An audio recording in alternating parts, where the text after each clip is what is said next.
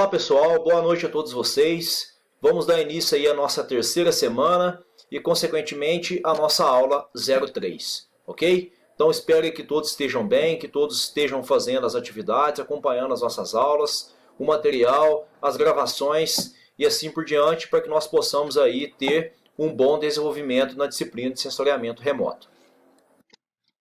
Bom, então, de forma aí poder colocar as diretrizes para vocês. Nessa semana, pessoal, nós iremos abordar aí basicamente 3 tópicos, onde inicialmente nós conversaremos sobre o comportamento espectral, posteriormente sobre os sistemas de cores RGB e IHS, e posteriormente sobre as composições de bandas no realce de feições, ok? E assim nós temos também nossos materiais de apoio aí, onde nós aprofundamos as nossas pesquisas e montamos os nossos materiais. Okay? Bom, ajustando a nossa tela, o comportamento espectral aí nada mais é do que o estudo da interação da radiação eletromagnética com as substâncias da superfície terrestre. Ok? Ou seja, nada mais é do que a reflectância espectral de alvos, como, por exemplo, a vegetação, os solos, os minerais, as rochas, a água, a neve e assim por diante. Então, são os estudos relacionados com a obtenção de medidas a campo ou então também em laboratório, utilizando, por exemplo, sensores denominados espectroradiômetro, com a finalidade aí de verificar a reflectância dos alvos com base numa energia incidente e, consequentemente, em função de suas características. Então, as características dos alvos vão interferir aí na reflectância da radiação refletida por eles. Ok? Então, nós temos algumas imagens aí. A característica de cada alvo, por exemplo, vai me proporcionar informações relacionadas à sua reflexão, que será em certo momento visível ao nosso olho. Tudo bem? Bom, então como se comporta a interação com os objetos e superfície? A radiação que não é absorvida ou espalhada pela atmosfera, então nós já conversamos sobre isso, que a atmosfera ela funciona como se fosse um filtro. Então algo passa e algo fica retido. Então essa parte que passa, ela pode atingir alvos e interagir com objetos na superfície. Então, por exemplo, nós temos aqui uma radiação incidente. Então, parte dessa radiação incidente ela é absorvida, parte é transmitida e parte é refletida. Então, essa parte que é refletida, ela é refletida em certos comprimentos de ondas. E, por exemplo, em alguns comprimentos de ondas, elas podem ser visíveis aí ao olho humano. Bom, nós temos alguns fatores determinantes aí para o comportamento espectral. Por exemplo, o campo de radiação incidente. Então, dentro desse campo de radiação, nós temos aí o ângulo de incidência da radiação e o comprimento de onda da radiação. Consequentemente, aí nós teremos maior incidência de radiação e, consequentemente, nós encaixaremos os comprimentos de onda dentro das radiações e das faixas visível, ultravioleta, infravermelho e assim por diante. Posteriormente, nós temos aí a natureza e composição da superfície.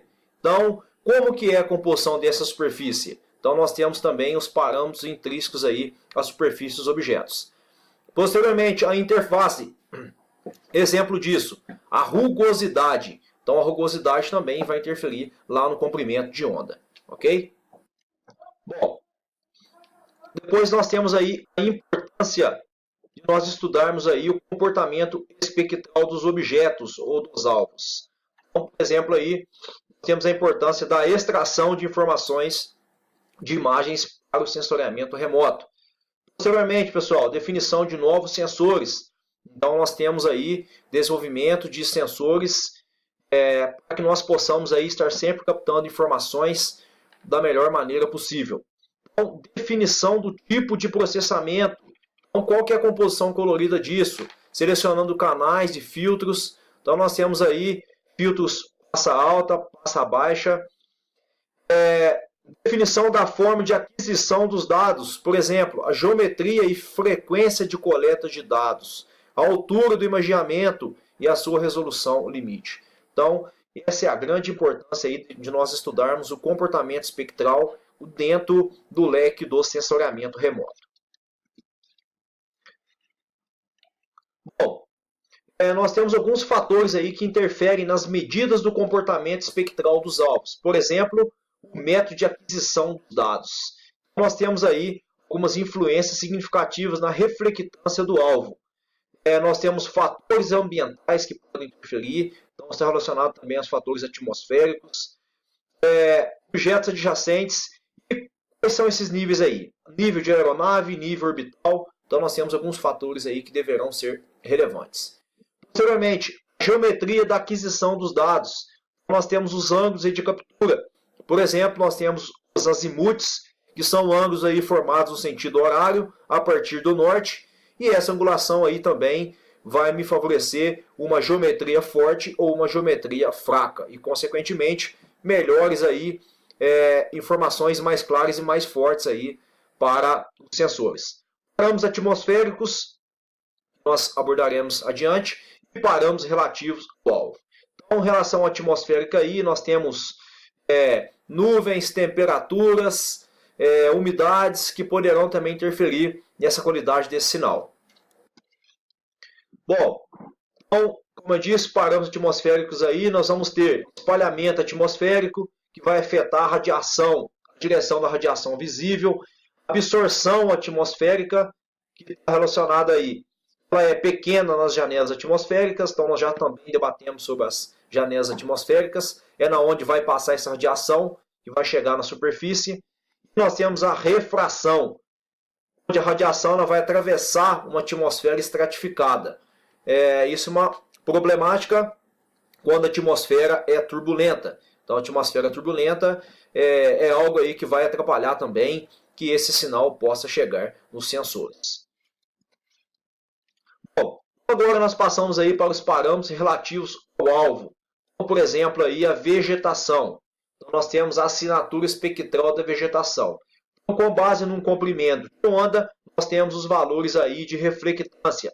Então, é possível aí que os sensores, a adequação do comprimento de onda, ele consiga captar aí, nós temos pontos aí, por exemplo, a clorofila, estrutura celular, absorção de água, o conteúdo de água na folha em si. Então, nós temos aqui as faixas que nos proporcionarão visualização da maior reflectância aí do objeto.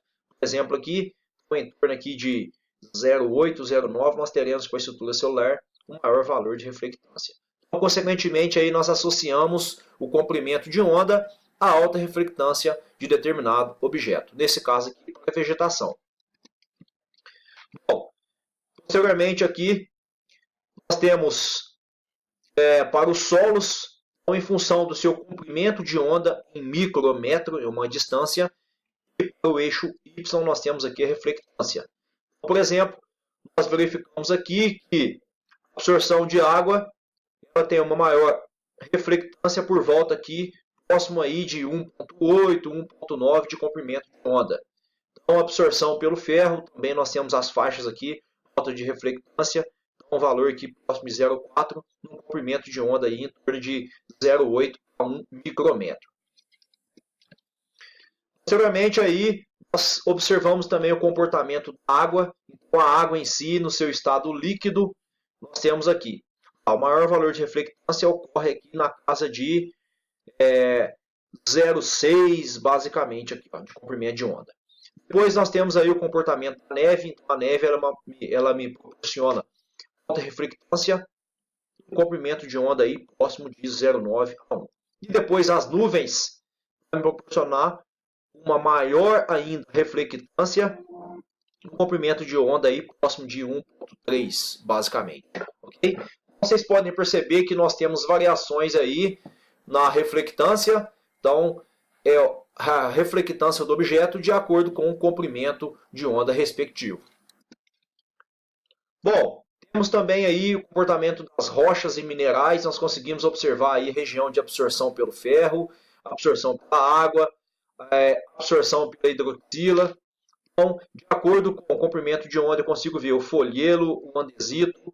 Então, aí, de acordo com os comprimentos de ondas, é possível e verificar a alta reflectância das rochas e seus minerais que as compõem, ok? Então é algo aí bem interessante para nós e para estudos mais profundos.